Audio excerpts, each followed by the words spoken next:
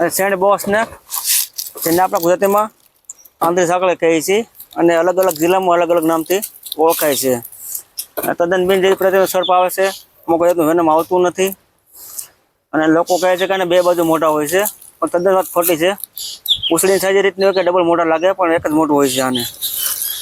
અને આ પ્રજાતિ લુપ્ત થવાના કગાર ઉપર છે. ત્યારે પણ આ સર્પોને મારશો નહીં.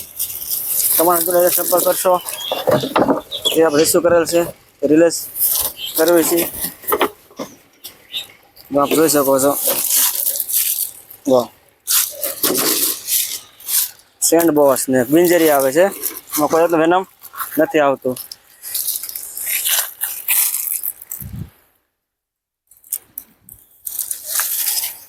મોટું જો એ રીતનું હોય, મોટા આપણે કેમેરામેનને કહીશું કે આ પૂંછડી છે, મોટા જેવો આકાર હોય છે અને હંમેશા માટીમાં જ રહે છે.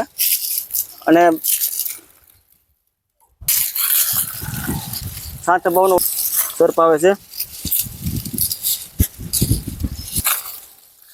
દબાવતો નહીં? ના ના, એકદમ સીધું છે. કટકું બદલે દબાવતો નહીં. એને હલાઈમાં રહેવા દે ને કાંઈ તાકાત કરે એમાં ખોટી ખીજીમાં. એક સમયમાં આની હત્યા બહુ કરવામાં આવી હતી આપણે, કારણ કે આના વિશે એવી અફવા હતી કે આના બહુ પૈસા આવે છે અને કોઈ જાદુ તંત્ર મંત્ર જાદુ ટણામાં વપરાય છે. તો તદ્દન ખોટું હતું, કારણ કે લોકોએ અંધવિશ્વાસમાં અંધશ્રદ્ધામાં રહી અને ઘણી બધા સર્પની હત્યા કરી છે. એના પ્રજાતિ લુપ્ત થવાના કાગળ પર છે અત્યારે. ત્યારે પણ આ સર્પ નીકળે, મારશો નહીં. હવે આપણે આને સહી સમય આપણે લે કરીએ છીએ.